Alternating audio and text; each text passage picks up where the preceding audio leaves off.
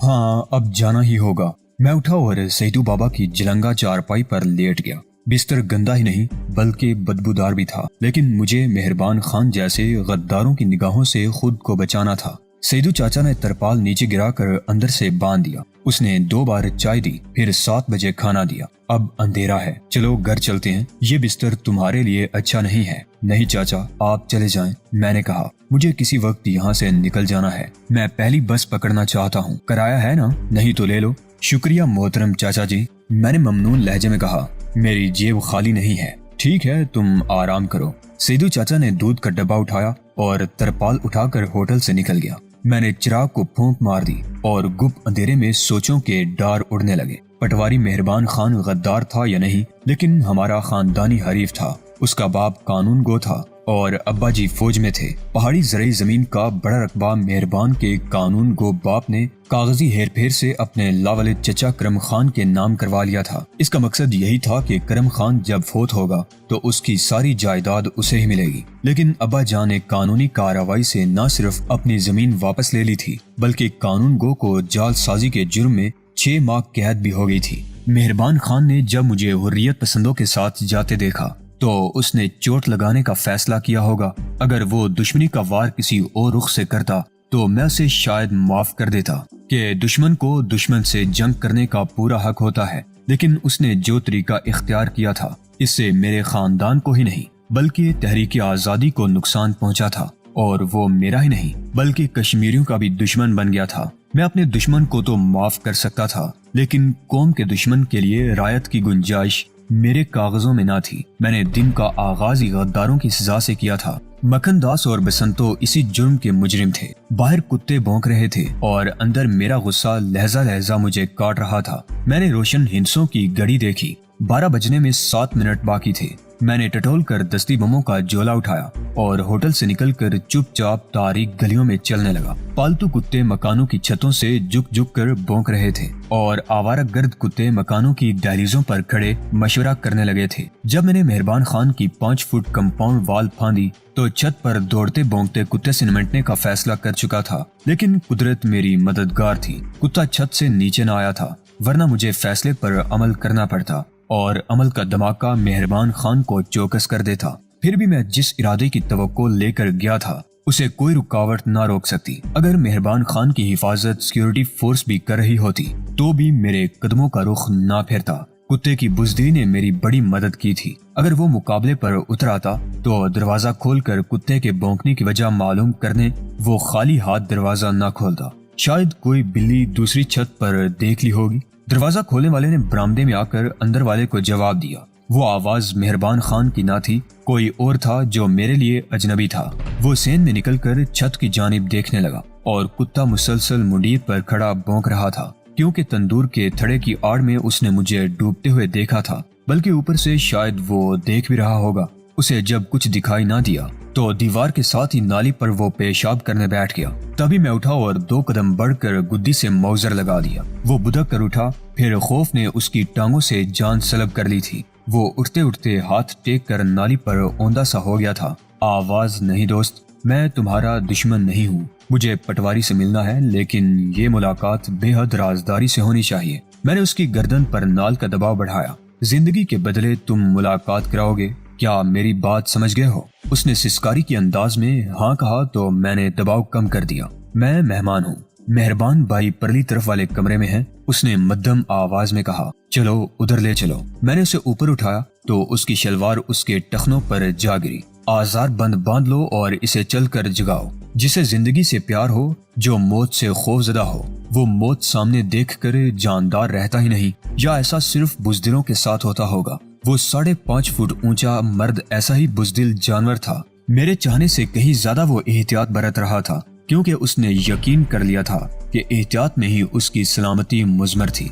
भाई साहिब, बाहर सरकारी आदमी आया है, उसने दस्तक देकर कहा। अच्छा, आता हूँ। पटवारी की आवाज सुनाई दी। फिर अंदर रोशनी हुई और उसने दरवाजा खोल दिया। पूरा दरवाजा खुला तो रोशनी मेरे चेहरे पर पड़ी। मेहरबान खान का चेहरा अंधेरे में था, लेकिन मेरा निशाना ठीक उसके चेहरे पर फिट बैठा था। वो तवीलुल कामत था। लहराया तो दूसरा शख्स बुदबुदाता हुआ पीछे हटा। मगर मैंने पाँव आगे रखकर उसकी गर्दन पर हाथ मारा तो कलाबाजी खाता हुआ सुकून के साथ लेट गया। कोई औरत चीखने लगी तो मैं दौड़ता हुआ दीवार फांद कर निकलने लगा। फिर अचानक एक ख्याल के तहत रुक गया। मिडिल स्कूल वहां से 2 फरलांग के फासले पर था। अगर मेहरबान खान का खानदान चीखो पुकार करके लोगों को जगा देता तो शायद इधर भी फौजी चौकस हो जाते। जिसे मैंने सुकून के साथ गिराया था वो उठ रहा था। मैं उसे गिरेबान से पकड़कर घसीटता हुआ अंदर ले गया।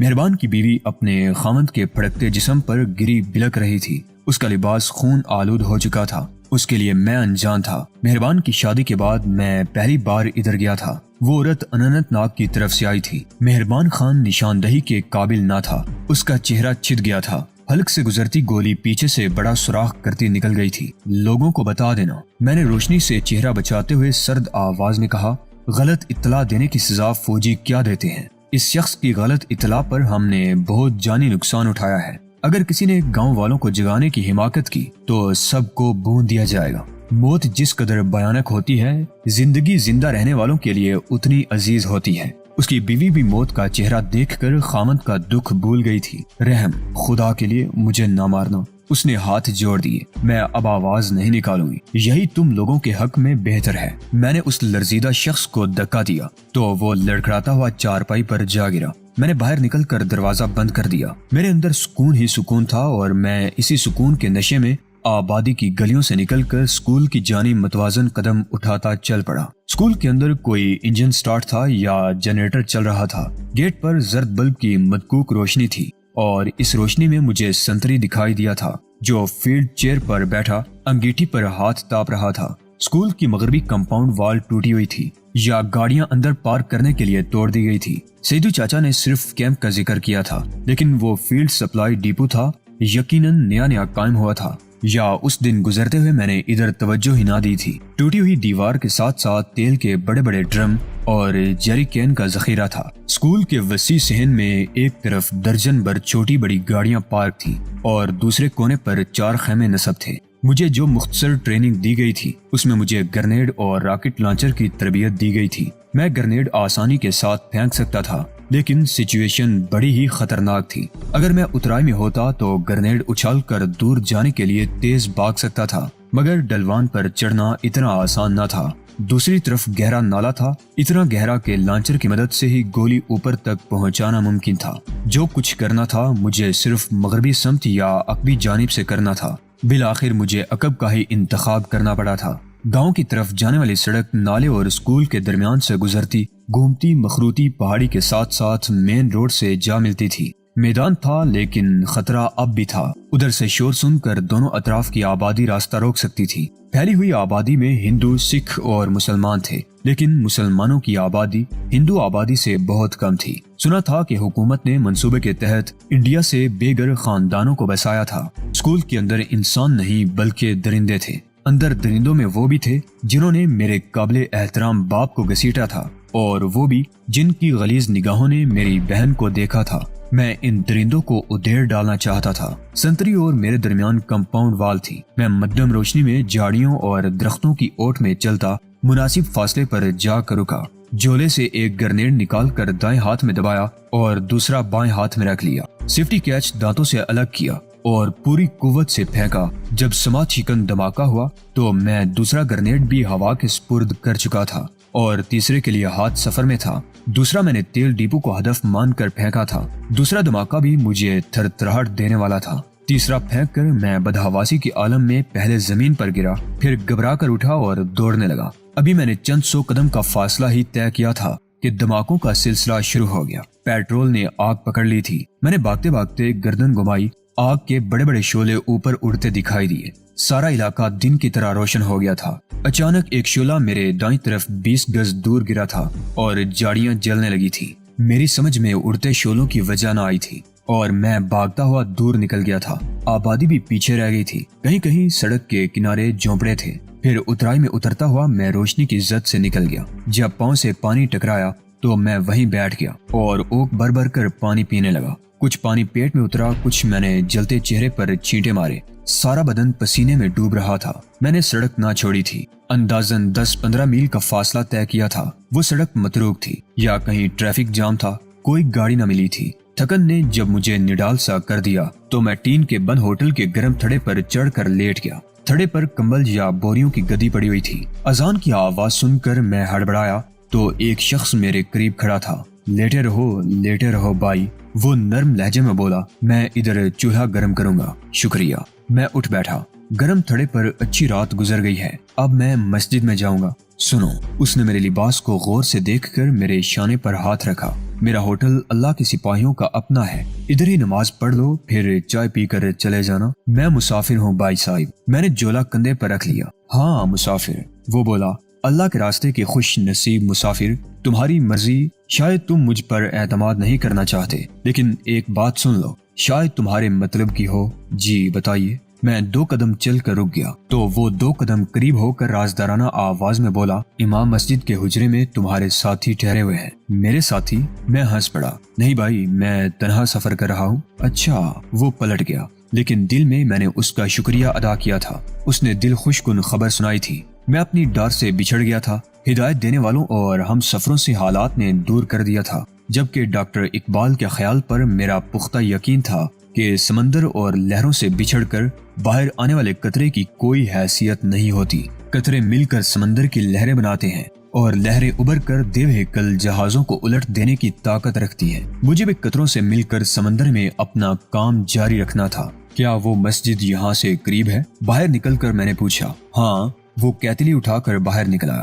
دیکھو، وہ سامنے ایک مینار دکھائی دے رہا ہے۔ چھوٹا سا برساتی نالا عبور کر کے میں ٹیکری پر کھڑی مسجد میں داخل ہوا تو نمازی وضو کر رہے تھے۔ میں نے جولا پائے کے ساتھ رکھا اور وضو کر کے اندر جا بیٹھا۔ میں نے غور سے ایک شخص کو دیکھا، لیکن اپنے کسی ساتھی کو نہ پہچان سکا۔ مسجد میں ہر عمر کے مرد تھے۔ نماز سے فارغ ہو کر میں وہاں بیٹھا رہا۔ لوگ آہستہ آہستہ اٹھتے چلے گئے۔ محراب میں امام صاحب جا نماز پر قبلے کی طرف پشت کیے بیٹھے ہوئے تھے۔ وہاں ان کے علاوہ 2-4 نمازی اور بھی تھے۔ امام صاحب مجھے بار بار دیکھتے، پھر تسبیح رولنے لگتے۔ حافظ صاحب، ایک نمازی با ادب انداز میں بولا، ہمیں روانگی کی اجازت دیجیے۔ ہاں، چائے آ رہی ہے، چلیے۔